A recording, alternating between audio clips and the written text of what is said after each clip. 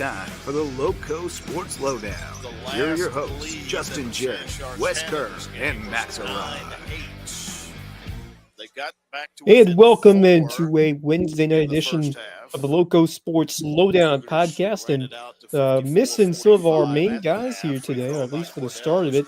JJ is on other duties tonight, and Max Arraj will be joining us shortly, but hope everyone is having a great night. And Wes Kerr here alongside Kevin Libby.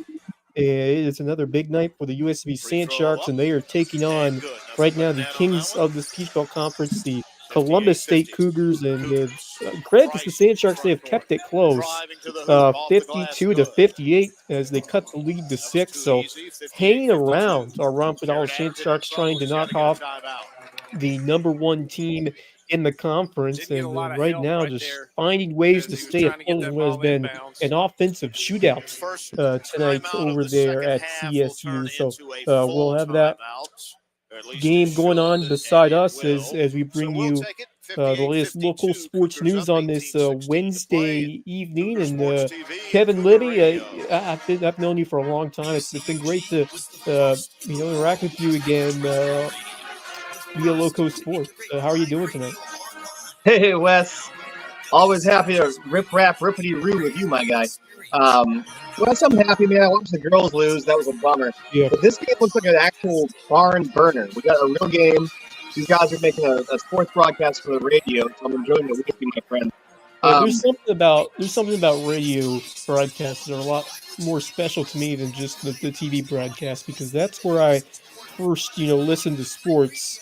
When it was late at night, and it wasn't as easy to watch to get a video feed. You couldn't get it on your laptop, or you couldn't get it. Right. You had to watch TV, and the viewing options were very limited when I was young. So, we had ESPN Radio, which at the time was 11:30. I'm not sure if that's still the same AM radio number that was when I was a kid, but that's where you get to listen to the big sport events. It was on ESPN Radio, so especially a lot of baseball, but college football, pro football moves all on there. And there's something special about having to visualize it in your mind instead of watching it. I thought that was really cool as a kid, and to this day, I love listening to baseball games, especially on the radio, but all sports really, but baseball itself the most radio. Basketball is definitely a little more challenging because you got it's such a frantic pace.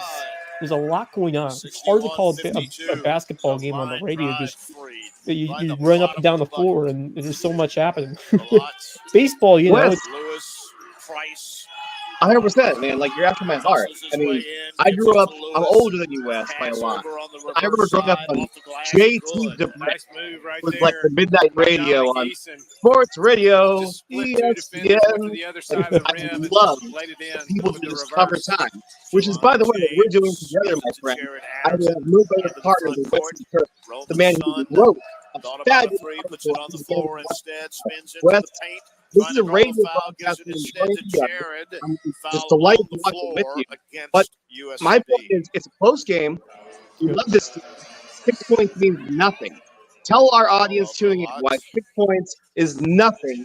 You can make up 6 points in a matter of 30 seconds at this level of basketball. The offensive talent over here is absolutely crazy. And if you were watching, or if you were there at the game, which I was, to see USV Sand Sharks, they were down 24 at one point against Flagler, and just a few minutes, I think it was 5 minutes from in that second half, they cut to single digits just like that. So this game is by no means over, but you figure 63 points, and we're only a couple minutes in the second half. Saint Sharks are going to have to get some stops. The defense is going to have to come through if they want to hang in this game towards the last 2 minutes. Yeah, Wes, it's D2 basketball, so you have to play possession. You have to make a high percentage of your shots, and that's what we're after, right? And we're looking for guys who can actually make a high percentage of shots from beyond the arc. And you look at the angle here, man. This is a team that obviously has the capacity in that gymnasium of about 5,000, maybe over used to. That's a high angle from a really big court, and this team should respond. We love these USCB Sand Shark men's team. They're used to being in the code. We're West to Wednesday, so we're all going to important.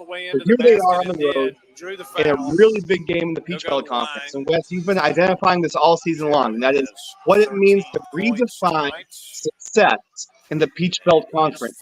If we're going to offer scholarship, let's offer them to some great players. And Wes, this team is stacked. They have guys who can score. They have guys who can move the ball intentionally, and you've been telling me all year, I want to see Hudson show up. I like Huddy. I want to see him in the crunch, earning rebounds, winning possession.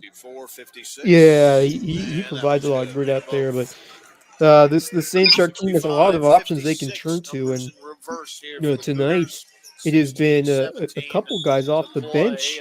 Flatchuana and Kenny Gaines have led the way here today, and someone who we haven't talked about as much, but it's been Lucas Flatchuana, the sophomore from Pula, Georgia, who right now is leading the team in points with 14, coming off the bench to start this game. And then you got Kenny Gaines doing his thing. He's been a really consistent playmaker, and he's hard-nosed guy, and he can finish when he gets those looks on the offensive side. But it's been a absolute back and forth kind of shootout, and they haven't been able to unfortunately stop number 23 James for Columbus State, who is 19 so far. He's shooting 80% from the field. Just seems like everything that he's putting up there is going in, and that's tough for a defense. For a Columbus State team right now shooting 69.4%. I mean, if you're shooting 70% from the field, you're going to win. Wes, we're looking at a team that's on the home court in red jerseys. We're accustomed to seeing road teams in color, like the women.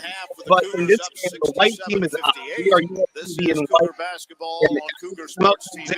I mean, what better adjustments do you think you can make in a 9-point game? What's Ronnie Selleck's? Well, I think it starts in the defensive end. At this point in the game, you're going to have to try to incorporate a couple different styles or looks defensively. You can't let Columbus State continue to get easy baskets, and if they continue to make from the perimeter, you're going to have to start clamping down on that area of the court as well. But it's tough to see a team that is shooting as red hot as they are, because sometimes you can play solid defense, but they're just making every shot, and that can be tough. And the other thing is just you got to be able to box out and get those defensive rebounds, because I've seen sometimes tonight where Columbus State has been able to score on some putbacks. So you can't give them easy, high-percentage looks at this point of the game. You have to make them earn it. And unfortunately, for USCB, they've been playing some, better defense at times. Columbus State has been able to hit their shots, and that they're showing why the number one team in this conference, and probably I think the top 15 in the nation. To be quite honest, the way they've been playing this year. Wes, you do a very good job of researching these teams before they play. But I want to ask you, sir, as a journalist, we're playing probably one of the best teams in the conference right now. So for the fans who are new to understanding what USCB basketball is all about, this is a men's team that has an amazing scoring ability. 80 points, 100 points. We can overcome all of that. But we have to play the team. But people don't realize Columbus State's a really good team. It's a people conference that we're trying to be competitive in. Why is this team Columbus especially unique amongst the rest of the conference? Well, this Columbus State team has shown this year they have some dynamic scores across this team, including Jolie James, the guy who I mentioned, has been shooting lights out, but you have Cordell Brown alongside Roman Sun, who have just been making seemingly every shot that has been there for the taking tonight, and that's difficult for a St. Shark team that they live on driving offensively, but they have to find a way to perform well on the other end of the bargain as well and get some stops defensively. And I thought they did that well down the stretch in that Flagler game. But Columbus State showing why they're just on another level with the weapons they have on offense and just the efficiency that they're showing. And this is a team that so far has really rolled throughout the first bits of their schedule. Obviously, they've only lost one conference game, but they throw a lot at you, especially when you're defending them. And it is, Wes, I'm with you, man, because every possession matters.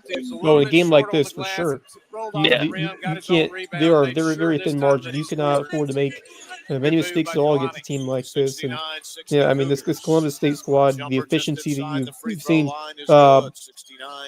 going back to earlier in the season.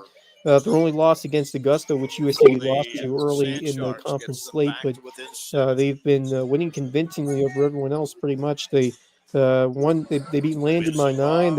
They crushed Aiken and convincingly over Clayton State. So, I mean, they are really rolling through this conference, and they find ways to get quality looks and they knock them down, which is fundamental strong team basketball. They move the ball around as well. They're a really tough team to try to defend, and they're looking really hitting the groove at the midpoint of this season. And for USCB, you just got to be on your toes. The credit to the Sand Sharks, they're not going away. This is still a 7-point game. This is still right there for the taking. 7 points is definitely achievable, but Wes, what we're running into is what we ran for the end of the last game. Where's my offensive rebounding? Where's my bigs inside? Right.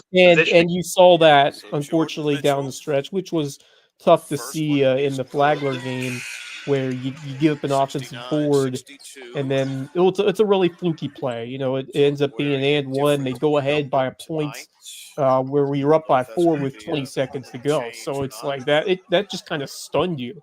You did not see that coming, and it was probably better that the Flagler, the guy was up the line better than he missed it. They made it, and because the Sand Sharks were able to get that all important rebound, and you come up short in a stinger back at home. But this is just another level in terms of difficulty to go up against, because this Columbus State team is going to make you really test yourself defensively. But I'll say, look, USCB is continuing to throw punches right back at him as yes, sir. Game with a lot of time to go. As welcome in Max Arraj, our co-host here on the LowcoSports Lowdown podcast. Max, thanks for joining us. And we got a wild one over here tonight. Yeah, we do. And by the way, the new rankings for D2 basketball came out today. This Columbus State team is ranked 17th in the country. So this is a big time win if USCB can get into this game. Especially it's a road game. Behind. So not just any game, but how much, especially like in Division I, how much the committee emphasizes road wins. Same thing in D2. You gotta be like, as Versic always said, you gotta be like 8 to 10 points better on the road versus at home, and you just can't afford to make many slip-ups and mistakes at this point. If you're the Sand Sharks, as Columbus State continuing to answer, and I mean, look, this is. If they can get in this game, win, and somehow get on top late in the game, this is a chance to take back a share of first place in the Peach Bowl Conference. This is a big time game. But it's not easy. Yeah, it's not easy beating this team. This team beat North Georgia as well, so they have some serious talent here, and it's really showing right now. Yeah, shooting close to 70% from the field last time I checked.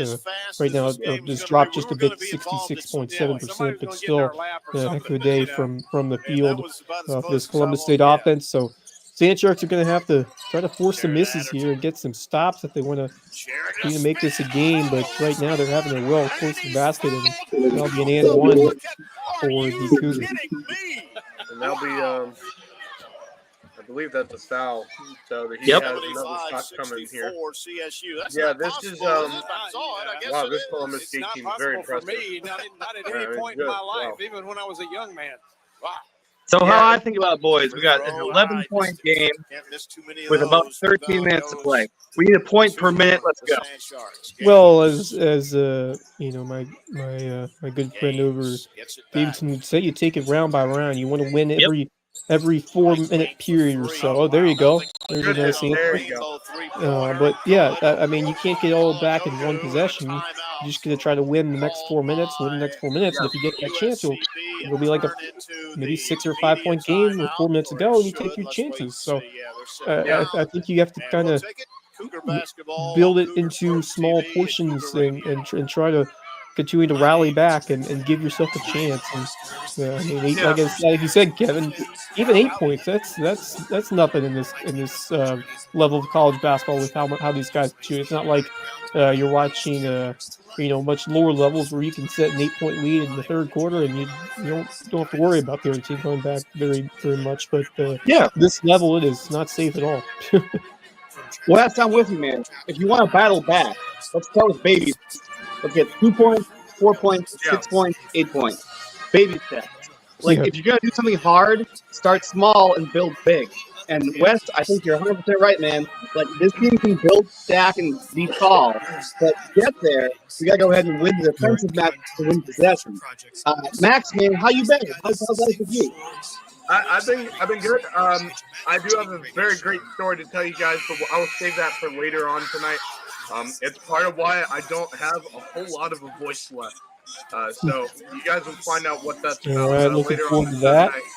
But real quick, before we get back into this game, I'm going to mute it real quick, and we're going to go over our presenting sponsor tonight, which is, of course, Mickelson Law Firm. They are our original sponsor since the beginning, also our only all-star sponsor.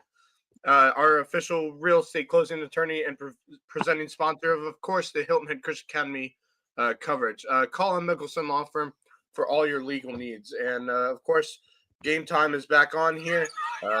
Columbus State has the ball, and they are looking to extend this lead against USCB. They need to get a stop here, I think. This is a vital part of this game where they need to find a way to stop Columbus State. Can't let it get back to double digits or close to it at this point. There you go. Find a way to get a stop there, grab the board, and see if you can stop right there. Now you got to get the points on the other side. Off balance in the corner for good look. That's the look you wanted right there from the corner, but couldn't hit it. But I can see why this Columbus State team beat North Georgia a couple weeks back. Yeah. Right now. But how about the game that Lucas Platuna is having? The sophomore from Pooler. He has 14 points. That's top of the team lead with Kenny Gaines. So you'd love to see some of the other guys getting it going as we go down the stretch here. But you know how much about this team. Anyone can find a way to light it up. It doesn't have to be the same guy every night. You got those other players who come up big and try to get back into it. That's kind of the MO of this team. I like the way that he's been playing, stepping up here tonight. When sometimes defense trying to take away some of the other guys, and that's why you have the depth you do. What Ron Fidal likes to build over there. That's a USCB. They have to get a lot here these last few minutes and get some help there from miss the free throw line and get some shots on the other end. Let's go. Tough environment here, Columbus State. Up top, head of the key. Come on. Holding their own right here. They need a score here. Columbus State. Gets it down in the corner. Platana, 7 seconds. I mean, who's the Tough defense on the perimeter. Kicks it out to Gaines, 4 seconds. KG, all right. Free throw line jumper, no good. Good offensive. All right. Yeah, that's what I want. Be disruptive. Yeah, rebound. That's huge good offensive offense. Moving the ball around well. You're not forcing any bad passes, and you get yourself an opportunity here and draw the foul. Wes, I was very upset that Putty was removed in the last game because Putty, I think, would have had an offensive rebound and wouldn't have allowed the last end play on the last game. So my thing is, let's go ahead and win every possession by making sure our post players not just great screeners, but also offensive contributors. Oh, goodness. And rolling over on it. It's on the floor. And now finally a held ball. Like a jump ball potentially here. Held ball. Trading possession arrow. In the NBA, they jumped up. Like here in college, it's like Ant Sharks have the arrow. You got to hand it to him. That's Hudson Norton. 8 points, 11 minutes. Did a good job. Let's run some offense. There you go. There's the 3 you need. Ant Sharks, you can bid you and get the 5 point game. All right, 5 points. See if they press a little or nice press. Still back in the half-court set. Heavyweight battle here at Herbert Green Court. Heavyweight battle here. It is all for the taking right here with a share of first place on the line. in this Peach Belt Conference. Love the fight here from this USCB team. And really these last minutes, they've started to turn it on. Some great defense here, but they're able to fake someone out. There you go, another stop. See it, Sharks. Momentum now if they can hit another here. Three. It's good. Oh my goodness. He's just got too good a stroke. USCB Can't leave him open. cuts it to 2. We're live, baby. 2 points, baby. Wes, I love how you're calling. I'm on board. Turn the audio on here because I can't see the numbers. I can't. The camera. I can't see any jersey numbers, so I can tell you who shot. I hear what you're saying. It's tough to see it. Yeah. Drew the foul, missed the Our shot. ball. Go to the line to shoot Get the two. audio going here in the background. Yeah. I mean, Wes, I'll just speak for you for a moment. I'm really delighted to call So this Jarrett game goes the to future. the line. Wes, you're the most strategic basketball fan you know. You don't just cheer for wins, you cheer for strategy. And the coach adjustments, the things that you love. It's not about who wins possession because you want to do the ball. It's about who plans the best outcome. And Wes Kerr talks about it. It's what we have right in front of us. It's a Peach Belt Conference. What's Justin call it? Donnybrook. It's a straight Donnybrook, boys. Straight up. Good. Gloves are off. Let's go. We got a 4-point Heavyweight game. match. These last 10 minutes Let's here. Let's go, El Capitan. Whoa, not the pass you're looking for there. Let's recover. That one. Recover. Oh, There you go. oh, Our got ball. lucky there. Our ball. Can you get Our the ball. rebound? In the corner. Oh, caught a Out of block bounds. right there. Our ball. Yeah. Our ball. We got possession. Let's win one. Let's go. Yep. So 77. I'm sorry I'm a homer, boys. You boys are journalists. I'm not. Hey, I it's want okay to to be a homer here. 3. Oh. We love you, Kevin. We do. We love you, Kevin. We do. We love you, Home Kevin. cheerleading. We do. Oh, Kevin, we love you. Kevin Price. Let's go, baby. A lot guarding him. Head of the key. I love that we have fans watching this with us. It's really starting to, right to the hands of settle Jarrett. in here. Baseline jumper Both short. teams are starting to Our ball. intensely now as we get towards the last Down by eight. 4. They've got All the right, ball. take Don't it leave him easy. alone. Got inside the arc. It's for the play. Good time. On the floor. Shots for us. Yeah, it looked like There's the ball right there. Eason was going to have an open 3 look again, but Dominic I love Eason, it. another Like- underrated part of this. foul was on USCB Wiz team. Ubaugh after Wes, Always you're a a, lot. He can. you all watch the girls' games. I watch the girls' games. What Gattosi would do in this moment is attack the basket and get to the line. Let's go ahead and hit the basket and get to the line. He walked. He did. Eason, head of the key. Price. All right, Kev.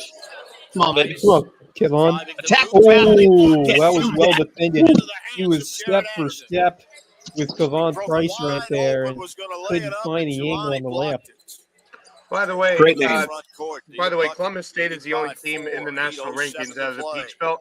The next closest team would be USCB, USC Of course, they Aiken. knocked off North Received, Georgia. Jarrett USCB did. Anderson. 2 votes. Jarrett, So North Georgia's baseline, completely in out of the trouble. rankings. Yeah. I'm wondering if they lost again. Great pass. Yeah, The well, of defense course, the collapsed Saints on him, and he got was him at able home just to earlier wrap this around year. the Yeah, that's defender and right. get it to But I'm George. wondering if they That lost was another game. I'm USCB. gonna look it up here. 79-73 Cougars.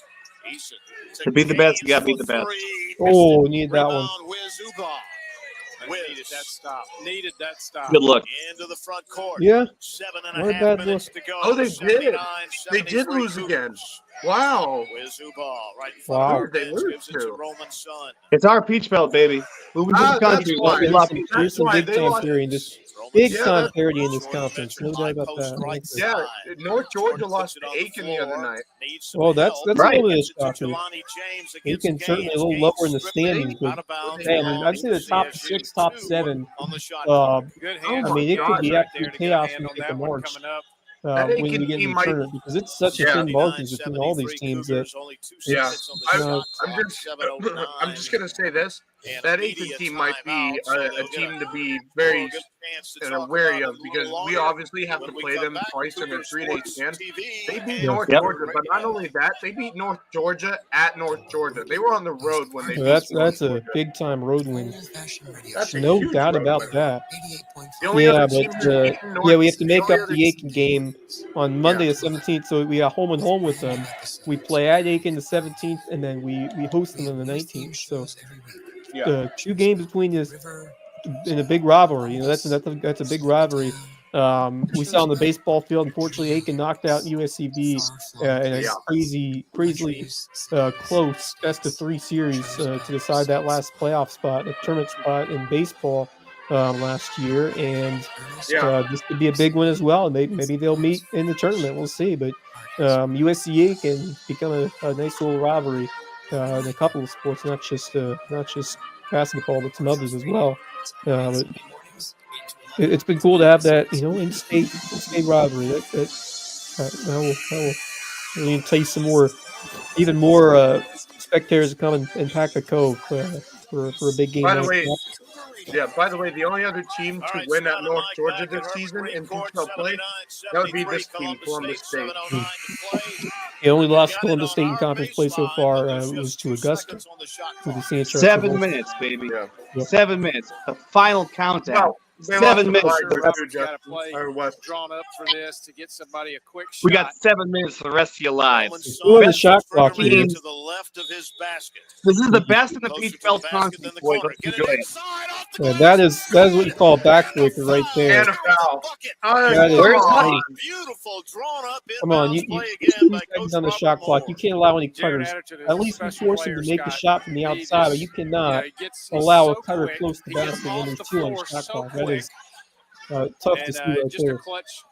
We got a 6'9" guy on the bench called Patio Furniture. We're going to have a length. Here we go. Rebound goes to the Sand Sharks. 81-73 Cougars. 7 minutes. Let's go, El Capitan. Down in the corner, Eason. Relax. Big Al. One level with Come on, or Atlantic. Man. And the students let him know about it. And the students love him. I like the call to radio. Yeah, but for like a TV broadcast, I don't know if I like it. Gets it to Roman. Well, because we're the opposing team, baby. Yeah, I don't do that too often. TV broadcast and now the momentum going back towards CSU here. They're pulling away now. This is not good. The other way, and a blocking foul on CSU. It's 6:32 to play. Yeah, right. that bucket right there with 2 on the shot clock. That's a killer. You can't let them get that Cougars from the free throw line in the second half. We got a 10-point game with about 6.5 to play. Let's convert right here on this free throw. Cougars are in the double bonus the rest of the way, though. Single bonus. By the way, look how empty that place is. For the Sand Sharks. That's sad. One. You're the number 17 team in the country, and that's what the gym unfortunately looked like. That place should be filled with fans.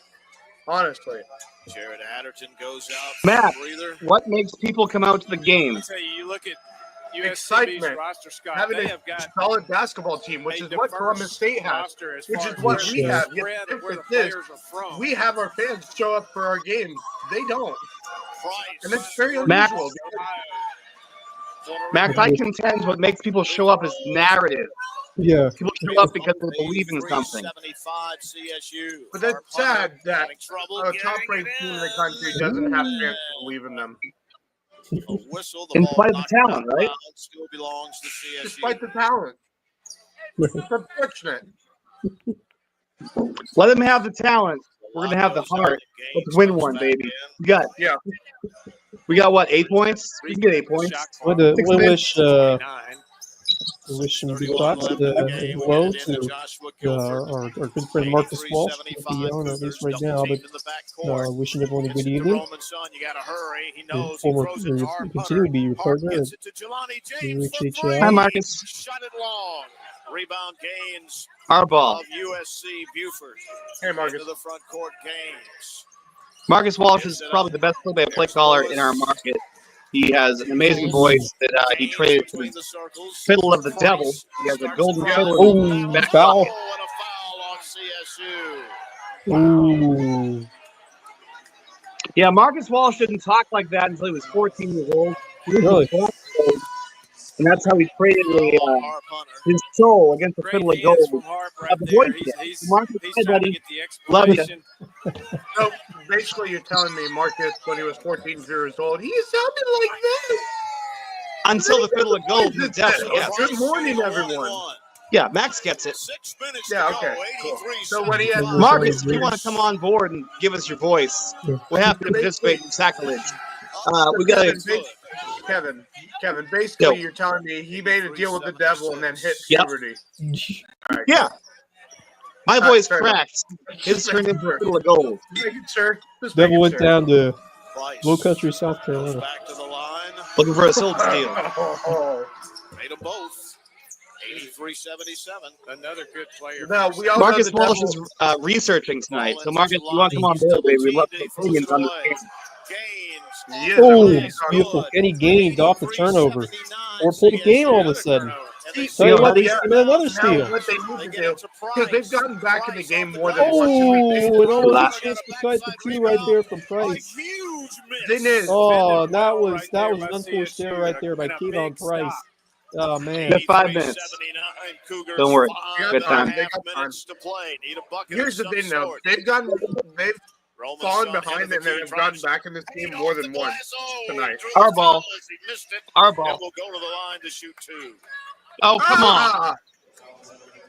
No. Alejandro Rolat knows how to box out. Gotta Go hit get these it, free kid. throws. Damn, this Columbus State team's good, 17 man. of 23 on the night. They're just strong. Fan physically. Sharks 9 of 10.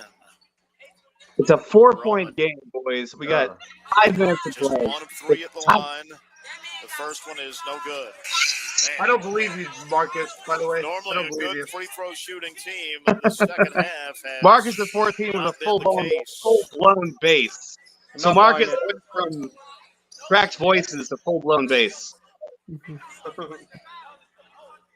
He didn't mention the devil, but Marcus, we know the Roman, truth. deep breath. That golden fiddle's lovely. Goes to the line and makes it. So basically, he was like, Mom, it's 84-79, center. In all seriousness, boys, how do you use on the floor?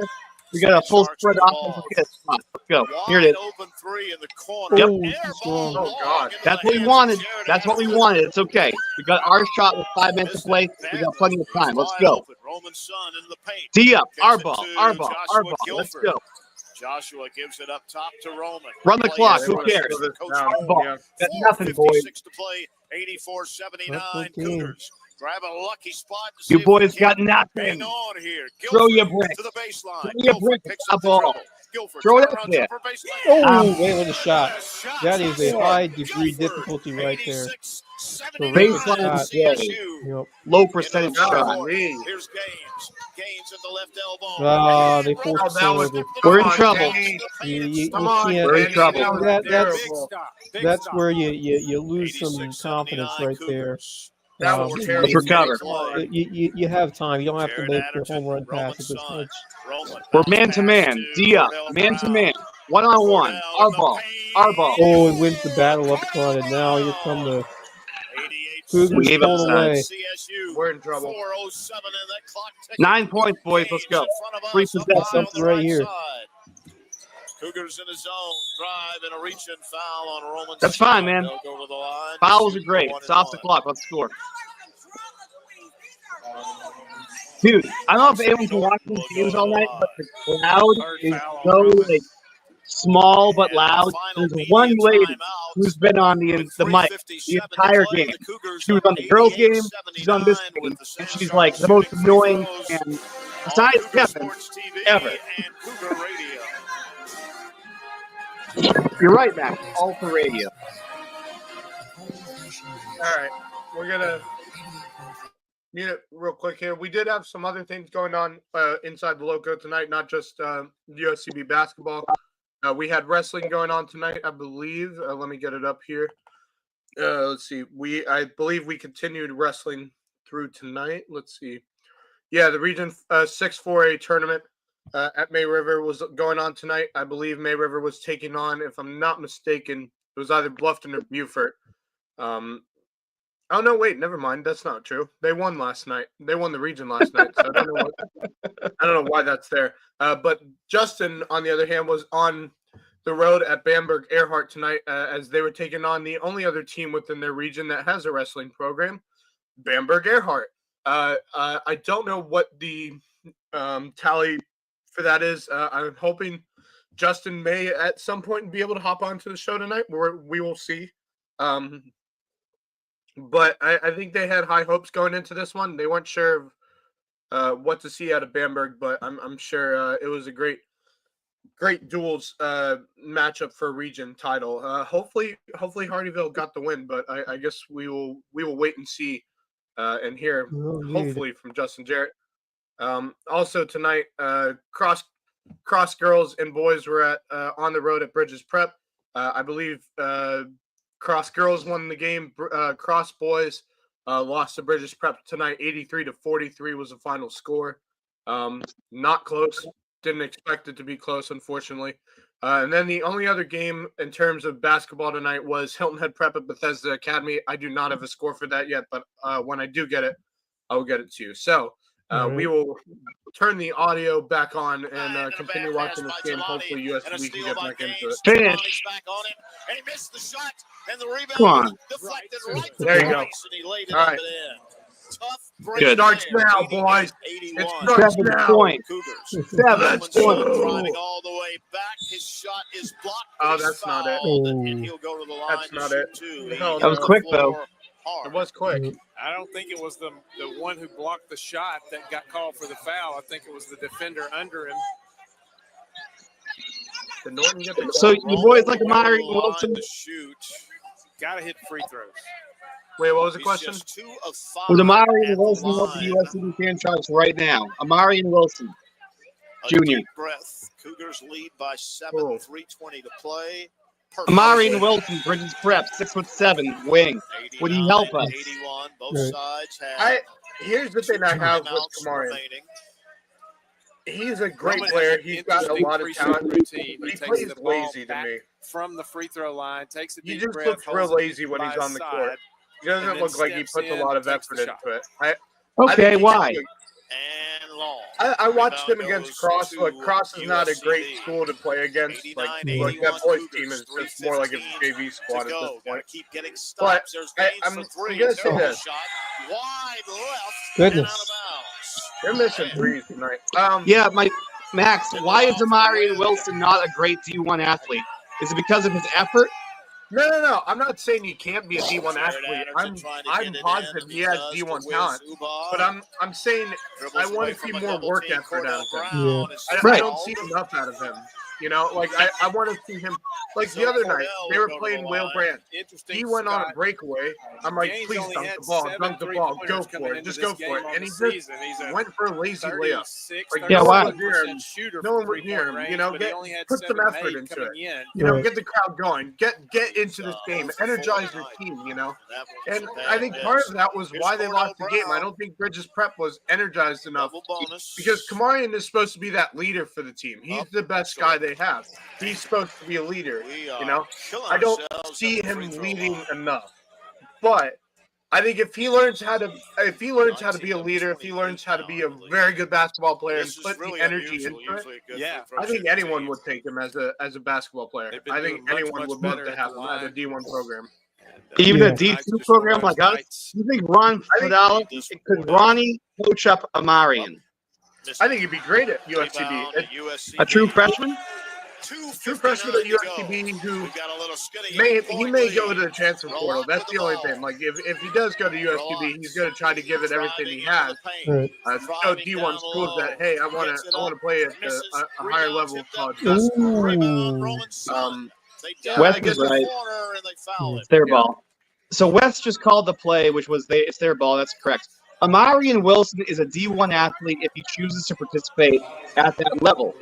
Yeah. My point is that if we want to get him a full ride to USCB, it's possible if he has one the of those coach. games, Scott, Because where when they've got to questioning, start hitting free it's the throws. same he boys are saying.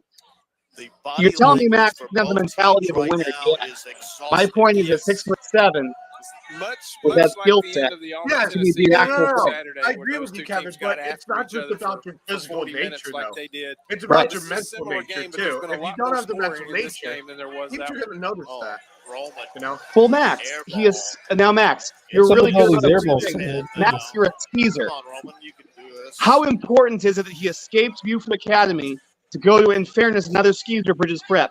He's decided he was bigger than that school, right? sure, Up.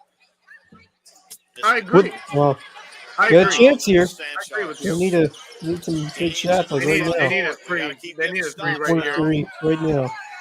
8 points. Let's go. Oh, switch it back to the other side. You had an open shooter. Look, I think Amarian would be fantastic at USGB. Lucky spot somewhere and see if we I can want to see him put more effort right now at the high school level. I know he can do. I know he's one of the best players in this area, without a doubt. He's one of the best players in the Beaufort County area, if not the local sports area. He's got the physical nature. He has the physical talent. I just need to see him lead this team, and I don't see it enough in him. I agree. I don't see him getting pumped up in a basketball game. Like, I just have not seen that in him this year. That's the one thing I have an issue with. If he shows that, he can do that to me, I think any school would take him. Even USCB on a full ride. I agree. Into the front court.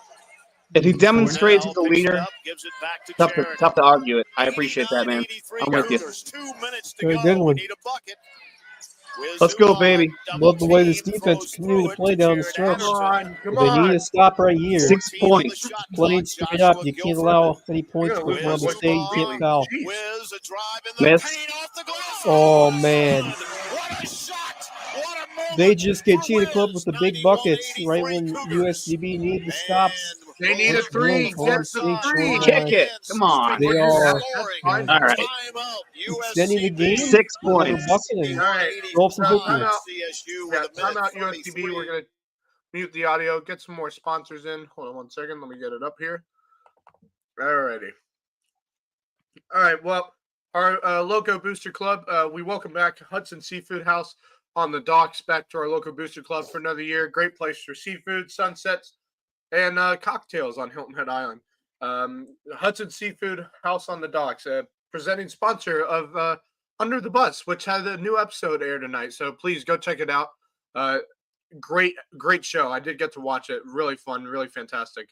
I haven't heard back from Justin Jarrett. I don't know if he's going to be on, but anyway, we'll see. We'll see what happens there. Base Hit Life, one of our other Loco Booster Club sponsors, baseball and softball themed apparel. Proud sponsor of LowcoSports. Live your best base hit life at basehitlife.com. Go check them out. Really cool stuff that they have. And then, of course, Dr. Ambrose Cole, our official chiropractor of LowcoSports. You can find him at Rooted Living Wellness in Bluffton, and he'll get you feeling right, mind, body, and spirit. Red Bridge Wrestling Club, the official wrestling sponsor, presenting sponsor of the Loco Grind. Very happy to have them with us. And then, of course, Jay's Barbershop, the place to be in Ridgeland, whether you need a haircut or not. And I think Jay had a rough night last night as Thomas Hayward lost big time to Bethesda. So we'll see if Thomas Hayward can get back on the right track. Where Kevin Liddy just went. Made it across. No, where Kevin Liddy. Okay. He's trying to move out to another spot. All right. They're holding the ball Place your here, but defense again, but I have a at this feeling point, you don't really have many more opportunities to do that. You need to find the steal or something right here. Come on. And once again, a crazy That might be laugh. it. Yeah, that might be it, boys. Those guys have just That some might be it. unbelievable. Need a three. Energy. Need a three. Rolot with a three, missed it. Rebound. Backside rebound in the paint. Eason is fouled. Still running out of time with three this bonus. point, They'll to go to go. the line to shoot a 1-and-1 with 53.3 seconds But left. I hate to lose. I hate it so hey, much. I'll tell you what. I mean, this is a pretty strong result, despite despite what we're seeing right here. Yeah. We'd love to come here and win, but this is a tough place to play. So I think you got to feel good about the compete you've shown tonight, and I think Saturday will be a much more winnable game. So this one's still not over yet, but missed free throw right there. You missed that.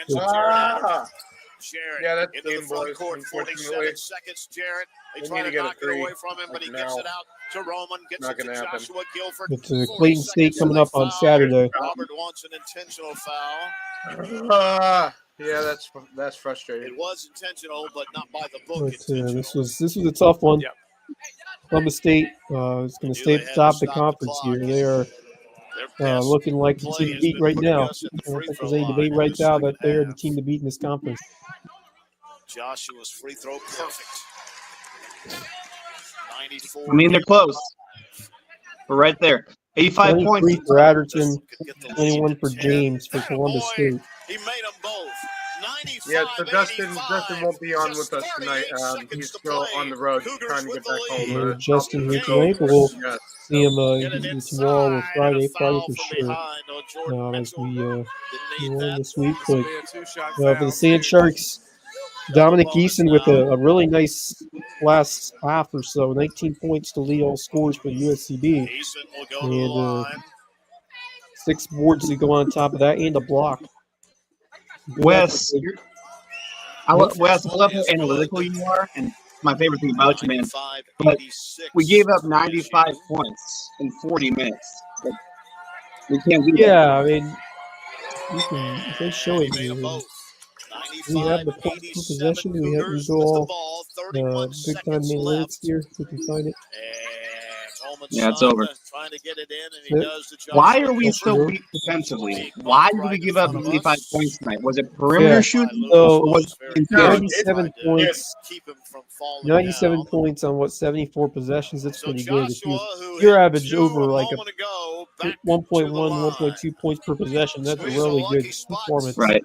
Not to get too analytical on you, but that's what I did it when I was in college. We did a lot of basketball analytics, so much very versed on the shooting percentage and all those advanced statistics that go into basketball.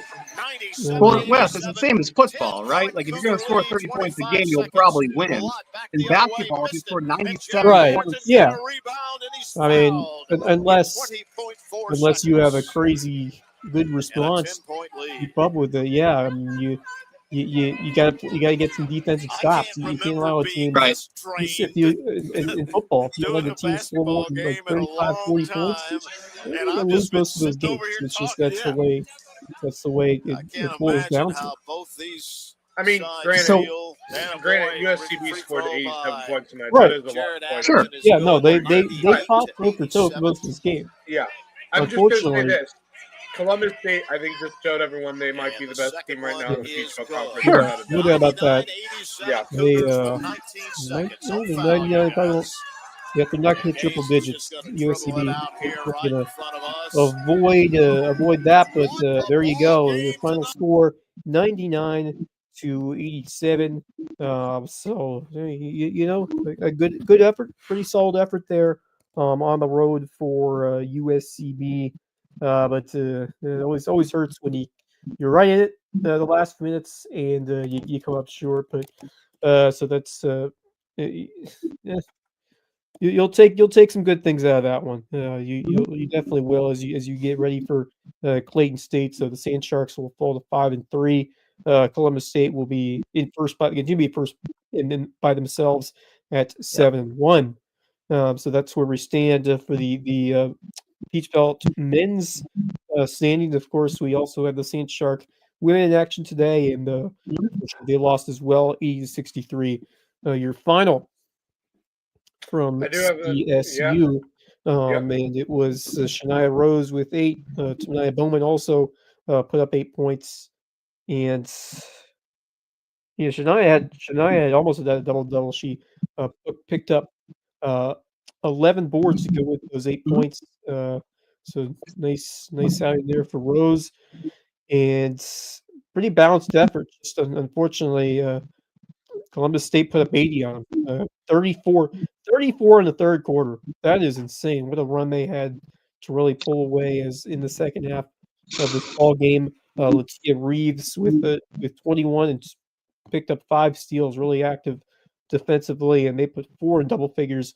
Breland Snapes, Christian Gaucher, and Alana Rawls with 10 or more points for the Cougars. So the Sand Sharks still trying to find it on the women's side, but like I said, this conference is tough. It's definitely not easy by any stretch. Yeah, 2 losses in a row now for USCB, but you're gonna have to expect that in the Beach Bowl Conference. It's just how it is. Right. You just never know. To me, it's like the SEC of Division II right now. Like there's so many good teams within the region, and they're all so close together, and you just never know whether you're gonna get a win or a loss that day. Whenever you're playing at a game, it's just always so close, always great games. This wasn't as close of a game as I would have loved to have seen it, but it's just how it is. Columbus State, there's a reason they're ranked 17th in the country, and I think they just proved to us why. They are a very strong team. I look forward to seeing them back here in Beaufort towards the end of the season. I believe they are our last game before playoffs. So, I believe you're right. Yeah, that could be a fun one. Let's see here. Columbus State's actually Columbus State the 28th or the 26th against Columbus State, and then the final home game of the season is March the 1st against Augusta. Oh, that's right. Yeah, another really solid team. So the 2 tough ones to close out the season, both at home. Oh, really? 4 tough ones to close the season. Yeah, Flagler and Aiken before that. Yeah. Aiken 5 tough ones, really. You got to play Aiken twice, Aiken twice, and Flagler, then Columbus State and Augusta. So that is a gauntlet of stretch to finish off the regular season. So you really want to get you really need to get this one on Saturday against Clayton State. That's certainly a winnable ball game. I think they will. Yeah, I think they will. Clayton State has yet to win a conference game. Yeah, I think they'll get that win. But again, it's a Beach Bowl Conference game. It's going to be close no matter what. It usually is. So I don't expect it to be an easy one for USCB, but I think they need to get back on the right track, and they're going to have to do it here on Saturday at Clayton State, of course. So I'm not disappointed in USCB tonight. I had a feeling this could go the way it went. I was hoping it'd be a closer game, but knowing how good Columbus State is, they were a good enough team to beat North Georgia at North Georgia earlier in the season. Like North Georgia's outside of USCB, North Georgia is among one of the toughest places to play in the Peach Belt Conference. So look, I knew it was going to be a challenge on the road at Columbus State because Columbus State is a really good team, especially at home. So I knew what could be a possibility. I was hoping for a win. I thought it'd be a close, maybe anywhere from a 2 to 5 point game. It just didn't happen tonight. And I think, it's a learning curve. You got to lose every now and then, unfortunately, and you got to learn from that loss. So I think for USCB, I have a feeling they're going to learn from this. They're going to go into Clayton State on Saturday, and they're going to get the job done. And I hope the women's team can get the job done against Clayton State as well. But for the women's team, I think injuries has been an issue for them. So I'm hoping. Yeah, thank you, Kevin. I agree. I want to see one day. I just want to see a fully healthy USCB women's basketball team because I want to know what we have in that program. But it's. Can I go off? Can I just be annoyed for a minute here? Yeah, sure. All right, so Sharon Bostic with a wide-open three-point shot knocked down every single one of them. So believe it or not, if you get Sherry open, she can hit a three-point shot. I'm so frustrated with our inability to win possession on the men's side. We are the shortest team in the Peach Belt Conference. The tallest guy that plays is 6'7". Patty is 6'9", and he sits on the bench and he eats scholarship dollars. I just get so frustrated when we don't have a big in moments that matter. We care about ball control and possession so much on the men's side, but we don't have a big who wins what? Ball control and takes away interior offense. It makes me so angry that we are the shortest team and don't have a big, in spite of the incredible talent and organization around our defense and shooting, and specifically our possession. Alejandro Rolat, El Capitan, is so good at winning extra possessions and making value out of them with high-quality shot percentages. It makes me so frustrated. And on the women's side, if Bart has been enraging. Bart, I get she's hurt, but if Bart can't figure out how to control her fouls, we're not going to have a point guard. I really appreciate on the women's side that Kmar is at least a tremendous pressure defense perimeter player. Kmar is finally showing up and demonstrating why we have the best defense. We have great defense on the women's side, but we aren't winning possessions because we give away bad shots. We take bad with respect to Janiah Hayward, but we take bad contested 2-point shots and give away possession while at the same time failing to backstream for Bostic. Sherry Bostic's probably the best shooter we're going to have in a decade. She's been an unreal shooter this year. Yeah. She knocks the thing down, man. All you got to do is backstream and let her do her game. Yeah. If we can't let the most talented people on the floor play their game, we have a problem. On the boys' side, we got to get the boys who can score the ball back by having bigs that win possession and take away the interior game. On the women's side, we have to have bigs that set screens for shooters so that if someone's coming off a pick and roll, there's a shooter on the outside in addition to the drive. I can't wait for these teams to get better because of the talent level, but I'm enraged by our inability to box out and defend on both sides of the women's and men's. I'm not going to disagree with you on that, Kevin. I agree. I would love to see some bigs being used, but we got to remember these are two programs that are only in their second season. So eventually they're going to get bigs. They're going to get there, but it's going to take time. And I think Ron Fadula is showing us that he knows how to build this program, and he knows what the goal is for this program, and he knows the right way to build this program. The dude scored 90 points tonight on a loss. Yeah, they know how to shoot the ball. They know how to play offense. Defensively tonight, I would have loved to see more. But then again, like Columbus State, that's a really good offense. That's a really well coached team. They're looking like the real deal in this conference. But like I said, terrific effort there on the road from this team. I think you couldn't ask for much. Obviously, you could have asked for a win, but that's a tough ask to get the team like this. And we need bigs. Yep. We got to have a big that can win possession on those rebounds. I hate giving up second chance points. Yeah, that's I agree. That's something that is it's tough. You're going up against some really strong big time centers and big men in this league, and it's tough when it really hurts you. Like it has a couple times this season. You get outmatched, and when you lose those rebounds, especially those offensive boards, you get up possessions. I mean, look at Hudson Norton. Hudson Norton is a game changer at a short stature because he wins possessions and he competes for the ball. He goes up with authority. From anywhere. Yep. He can also shoot from anywhere. He can shoot. Yes, a base player that's able to shoot a three ball is exceptionally valuable. Yes, it is.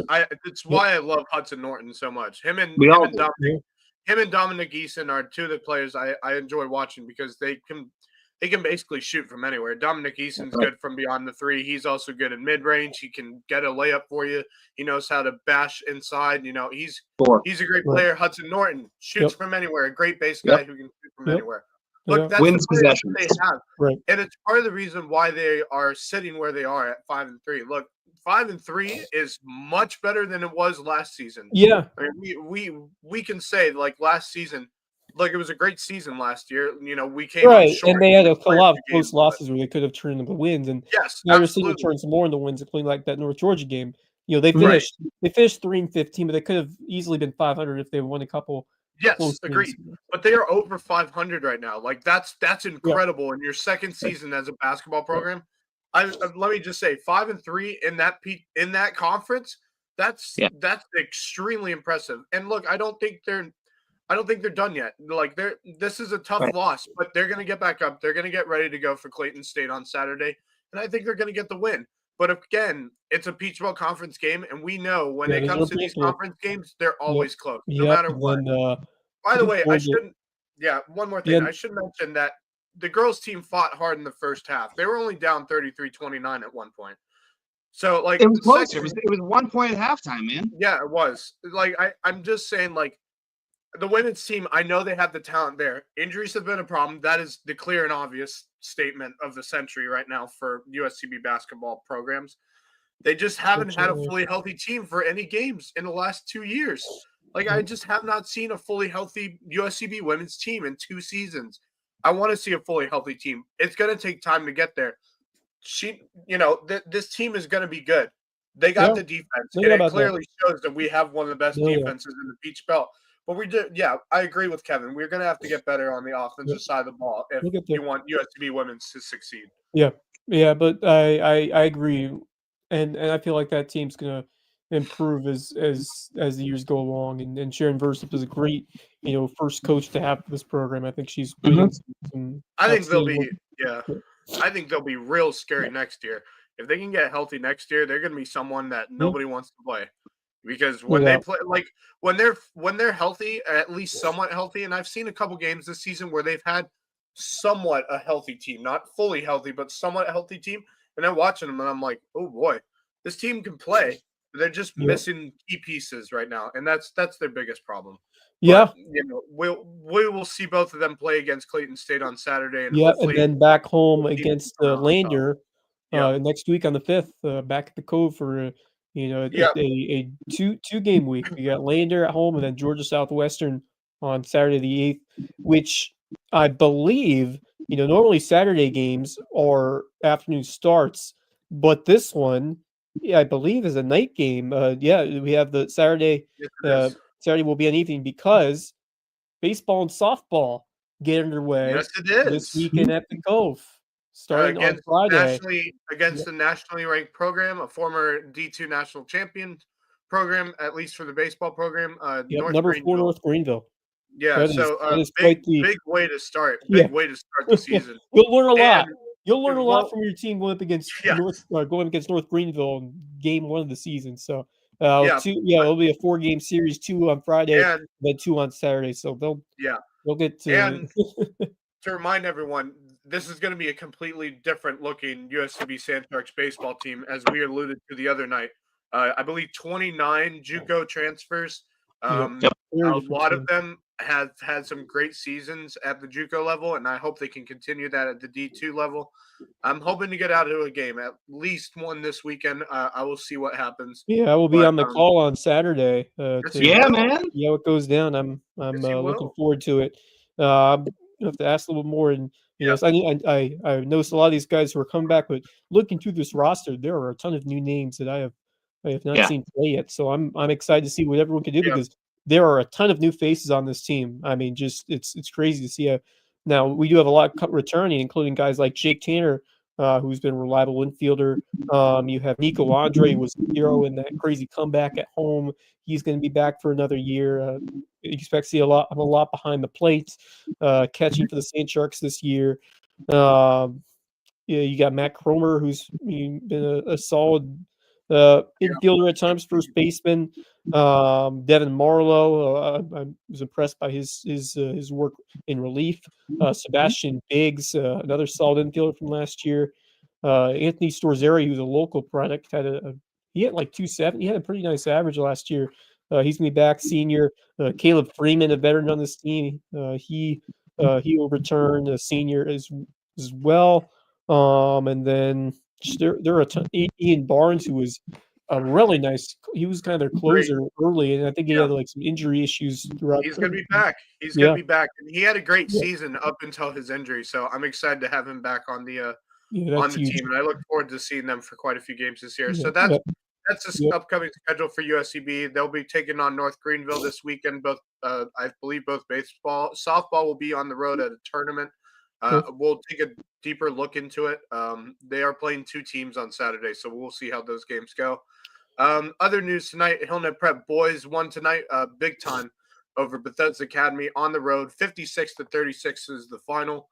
So a 20-point win and another win for that Hillnet Prep boys team. So they're rolling. They're looking like the real deal in 3A. I think they're going to be certainly, if not the favorite, one of them as we get into these last women's regular season. Yeah, the women's team's also on that list of favorites in the 3A. division as Right? well. And yeah, of course, obviously They're Bethesda. very impressive this year. No, they don't have a girls' Especially score. They're all boys' school, Yeah. so Bethesda just the boys' game tonight. But we have a pretty big Thursday slate coming up, Yes, we including do. the big one at Hilton Christian Academy. The Eagles taking on the JP2 Golden Warriors. Oh, a classic Loco rivalry. Big Kev and Big Marcus on the call for that one Let's on go. Thursday. What? JJ's covering me, baby. JJ's Oh, yeah, covering that's you. right. JJ's going to be there. Yeah. JJ's covering you. Ooh, what a great way to start the WHHI season with Marcus Walsh and That is a the treat voice, to have the JJ. voice of the Sand Sharks. Yeah. Jarrett. What a treat. So a lot of games tomorrow night, including Hilton Christian Academy at JP2. Well, I think it's a lot. Most of them are SCISA games. I think there's only one high school league game. The rest are all Denmark SCISA. Olar at Ridgeland. I believe Denmark Olar had a great win the other night against Hardyville. Unfortunately, they're a very solid team, so I have a feeling Ridgeland's going to struggle. SCISA heavy night in basketball tomorrow. Yes. Yep. JP2 at Christian Academy, Hilton Head Prep at Cross Schools. That girls' game should be very exciting to watch between Prep and Cross Schools. Colden Prep at Dorchester Academy. That could be interesting. And then Thomas Hayward at Andrew Jackson. They'll be looking to get back on the right track there for girls basketball. It doesn't look like the boys. Oh no, the boys are playing. Thomas Hayward at Andrew Jackson for the boys as well. So hopefully the Thomas Hayward boys can get back on the right track. Then we have a huge schedule on Friday, which we will talk about tomorrow night. But before we go, your thoughts on this Golden Christian Academy team? You expect a lot from the girls team and the guys team against JP2. Both these JP2 teams have had tremendous starts to their seasons, but can anything knock them off? I don't expect much from the girls team. Again, we've talked about it. They're a program that's on a rebuild mode right now. Very young team.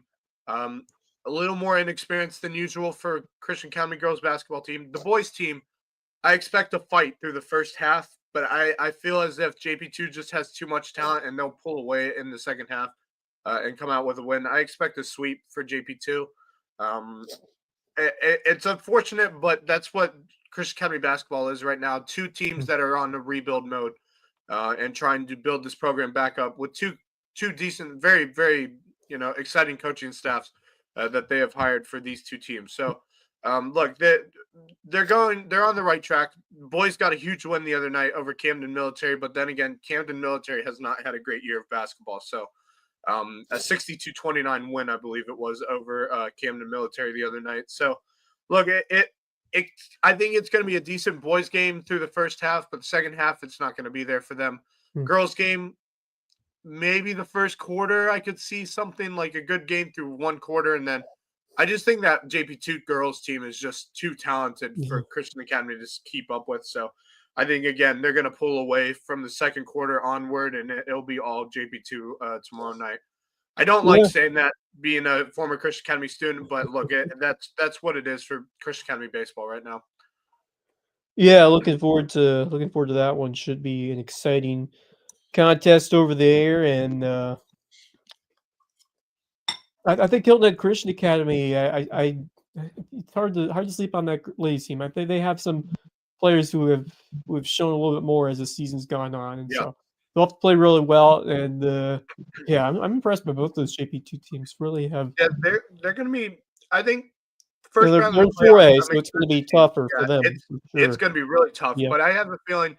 I mean, like we saw them against Trinity Collegiate twice now, I believe, and very difficult games for both teams. And so I think, like, look, they're a good team. But when it gets to the playoffs, who knows? Because some of these teams in the 4A division, especially in the Columbia area, like Cardinal Newman, Hammond, not Wilson Hall, Heathwood Hall, like some of those schools in the Columbia area are just so strong when it comes to men's and women's basketball. So we'll see how it goes for them.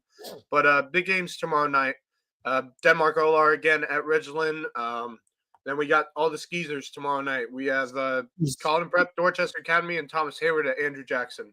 So that's our schedule for tomorrow night. Then we got a huge schedule Friday, which we will definitely discuss tomorrow night when Justin Jarrett is back on with us. But before we go, fellas, final thoughts. Anything y'all want to add? Yeah, I had a couple things from yesterday that since we were so busy, I forgot to to share, but I'm gonna pull up now. I had one that's if I could find it here.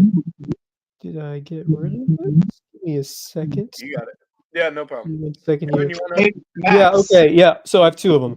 Okay, First good. one was a local story that I came across, which I think is pretty cool. So we only have um, one professional team right now in Savannah. It's the Ghost Pirates, but I heard that Savannah is going to get a professional women's basketball team coming up next year. Really? Yes, Wow. it's a new professional league that I believe is going to include Savannah as one of their markets for Is this it like basketball team. Yes. Is it kind of like a women's WNBA G League? Yeah, kind of maybe or either developmental or Yeah. a different kind of league. Interesting. Yeah, so it's the Upshot League. It's a new women's basketball league, and they announced it on Tuesday. The league will begin operations, or at least begin playing, in May of 26. So next year, next summer, and it's gonna be a lot of fun. Obviously, for a city like Savannah, we lost our professional baseball team. Of course, the Bananas took off, and they're bigger than Savannah right now, so they don't play many games there. So we don't have a professional team there. Of course, we love the Ghost Pirates. They're a ton of fun, but it's gonna be cool to have a women's basketball team. It's gonna be different and very unique because I think women's sports as a whole is growing by leaps and bounds. Geez, yeah. Recently, Especially obviously we got we got the WNBA, which is really took off with some players like Caitlin Clark and some others. We got the PWHL, Women's Professional Hockey League, that has taken off as well. And then, of course, NWSL, the National Women's Soccer League, is also doing very, very well and generating some great ratings. So, and then, of course, you got the Olympics that just happened with some tremendous like Simone Biles, of course, leading the way, but so many other female stars from the Olympics who really made their names. And of course, the women's soccer team winning gold. Right. And so it's a great time to be a fan of women's sports and even just the college volleyball and college softball.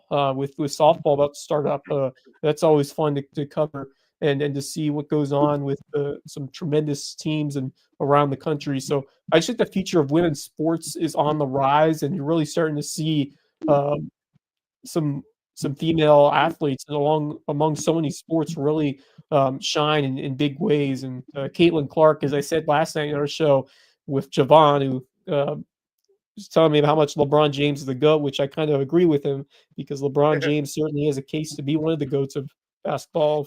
But I want to talk about Caitlin Clark because she has revolutionized that women's game. And I think that her presence and her dominance has influenced so many girls play basketball, and to have a league like this, you kind of have to give thanks to Caitlin Clark, some of those other women who stayed at college basketball scene long. They weren't one and dones like the men, so they stay a couple of years, and you get to know them really well. Now they're shining in WNBA. So I agree. Like I agree with you, Wes, completely. I think Sabrina Ionescu made the sport interesting. Caitlin Clark made it electrifying. When her and her draft class came in, that changed the whole outlook of the WNBA. Boys, have you ever heard of Diana Taurasi? Yeah, right. Look, I'm not disagreeing with you, but she laid the foundation. When was the last time, Kevin? When was the last time before Caitlin Clark you saw a WNBA game that was completely sold out in an actual NBA basketball arena? So we're not talking about USC versus Tennessee this week, which was 50,000 strong. No. We're talking I'm not talking college ball. I'm talking WNBA, not college ball. Well, college ball's doing great too. I mean, the Indiana Fever are great, but I think that obviously what you just described about LSU versus Caitlin Clark was a lot of fun. Yes, whatever sells tickets is great. And look at South Carolina and that program, what they've done. But like, when were people actually like? Look, we pay attention to the WNBA. New York Liberty. We love sports. I was watching that finals between the Lynx and the Liberty. That was a great series. I was watching the final game, and that was some great basketball. And my whole thing here is just Yeah. I just want to respect the history. Like Cheryl Swoops and the Houston Comets won 3 in a row. Like that was real. Yeah, that was impressive. Yeah, I'm not arguing with you, Kevin, but like, I mean, I think we all remember the days when WNBA barely had anyone showing up for games. Not many people were paying attention to it on the national level. Only really local communities were, focusing on WNBA teams because that's who they love. About 3 cities. Right. Yeah. And now it's gone nationwide. Yeah, and I'm sure there's expansion coming soon. Yep. I mean, man, let me jump on your skateboard. Wes, I'm with you, and Max, I'm with you. Let's talk about minor league baseball and minor league hockey. It's very well attended in Savannah. Right, and I think the Bananas is a big part of that. What the Bananas did, because the Sandats had a couple of good, like they've won some championships, but the Grayson they did. But what the Bananas did, they revolutionized it to the way that we have never seen, and I think a lot of that has rubbed off on the Ghost Pirates, and I think that'll rub off as well on this new Savannah women's team. Yeah, I want to wrap up soon, boys, but let's talk about the region. Wes, there are 6 cities in that particular women's basketball arrangement. There's 4 guaranteed and 2 more to come. And we're talking about the Coastal Kingdom, which is the historically black communities of the Southeast. We're talking about, correct me, Wes, Jacksonville has a team? Yes. Yes, they do. There's Charlotte? 6 teams will be in this league. Sorry, Charlotte? I believe, yes. Jacksonville, Charlotte, Gainesville, Florida, and what's the 4th historically black town? Augusta? Is Augusta getting a team? Aiken or Augusta, right? Of the 4 that are guaranteed on this league? I'm wanting to look at it now. Hold on. I'm leaning into West because West had the press release. There's 4 towns guaranteed. Yeah, there's a lot around this area. There's 2 more to come. But I can't think of the ones you're thinking of. But here we go. Hold on. But we're going to have Savannah, Gainesville, Florida, Charlotte, North Carolina, and probably another historically black town like Augusta. Yeah. And let's go ahead and battle, man. Like, let's go ahead and recruit some players. Starting next year. Definitely have to catch some of these games. Obviously, I'm not sure what the team will be called, but Savannah will have their own women's basketball professional league, professional team, which is going to be a ton of fun. Greensboro. Thank you, Wes. Thank you, Max. All right. Yeah, Greensboro basketball hotbed for sure, and great area for some. It's the Coastal Kingdom, baby. Yep, love it. It is. Awesome. And it's gonna be fun when those leagues start, and getting to see End Market Arena packed for a basketball game. It's gonna be fun. It's gonna be great. We got to have USDB, but to have a pro team there will be so much fun. Yeah, but also like I've gotten to go to a Ghost Pirates game, and it's so much fun. By the way. And no matter where you sit, you get a great view. So I have a feeling with these there's no bad seat in the house over there in the market. Yep. Yeah. Yes, Kevin. Boys, I haven't seen a Ghost Pirates game yet, but I've seen a lot of minor league hockey. I come from Boston, where we have plenty of minor league hockey. Dude. My question is, Max, by the 3rd period, have half the team been ejected for fighting? No, actually, we did not have any players ejected in my game. We did go to overtime and then to a shootout. So I was at a game last year, and I don't remember playing, but we were down by a couple goals, and so I decided to hit for the exits because I need to get back home, and all of a sudden I hear the crowd going crazy, and there's no way we would score like 3 goals in like the last 30 seconds. But it was a goalie fight. The goalies came together and duked it out. So I was like, shoot.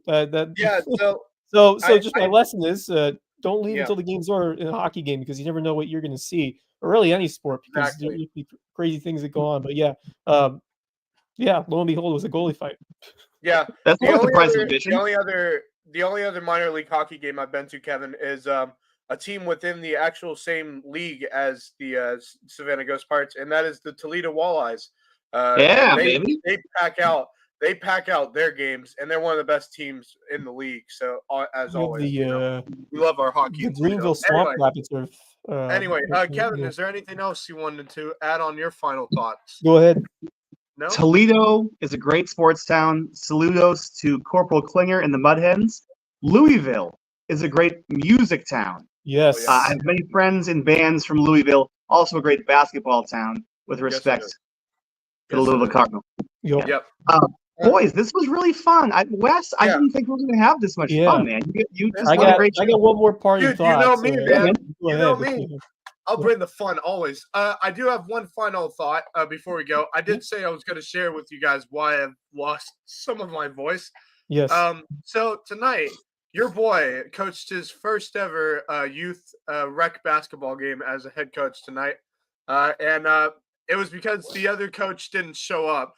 So I basically had to step in. And we were playing the best team in the league for the 7 to 8 year olds. And we won 17-16. That's because your boy knows his sports. It's because I know my sports. Anyway, I was very excited. It's part of why my voice is almost gone. Okay, there you go. But I thought I'd share that with you guys. Awesome. Thought it'd be a really great story to add on tonight. Me yelling against the best coach and the best team in the league, and winning out 1 point win 17-16. Heck yeah. Very Max, if you beat the best, you is the best. They showed up for you, my friends. Look at me. Right here. Anyway, so if we don't have any more final thoughts, I think that's one more, Max, that you'd like to hear.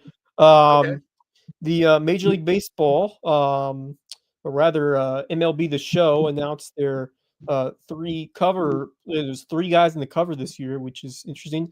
There'll be 3 cover athletes on the MLB The Show 25, and they are Paul Skeens, Ellie De La Cruz, and Gunnar Henderson, 3 of the most up and coming young stars in the sport. So, I think the more the better. I think that's pretty cool. The future is here for Major League Baseball. The future is definitely here, and it's not just those 3 guys. You got Ronald Acuna Jr., Ozzie Albies, a lot of other guys throughout the entire MLB that are showing that the future of MLB is here, and a young wave is coming through to Major League Baseball. And Paul Skeens showed it this past season, winning the most National Rookie of the Year.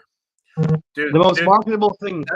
That sinker that he has is unreal. As a rookie, one of the best rookie seasons I've seen as a pitcher. That 102 mile an hour sinker is just unreal. I've never seen anything like it before. But if that is it for us, boys, I think this should do it for our show tonight. That's all I don't got. think we have anything more to talk about. Yes, Kevin. Well, I just want to point out what's more popular than Paul Skeens' sinker is Olivia Dunn. Okay, all right, Kevin. Thank you. It's not, you're not wrong, but thank you. She throws the heat. Well, in a different way. Yes, of course, Kevin. Yeah, she does the heat. All right, anything else, boys? Do we have anything else tonight? All right, I think that's it for our show. We want to thank everyone for watching tonight. We want to thank our sponsors for continuing to help us grow and become what we are currently and what the future of LowcoSports could be. So we thank you for you guys continuing to sponsor us. And we thank the viewers. Thank you guys for tuning in every night to watch the LowcoSports Lowdown and all of our other shows, including Under the Bus, hopefully a Loco Grind, and, of course, the USCB Sand Shark Rewind every Sunday night. So we thank you guys for doing that. So I think that's good. Yeah, I think that's going to do it for us. We got quite a few games tomorrow night, but a really big night on Friday, and we'll be talking about that tomorrow night with Justin Jarrett and Marcus Walsh back on set with us. So for Wes Kerr, Kevin Libby, I'm Max Arraj, and thank you for watching the LowcoSports Lowdown, and until next time, go Loco.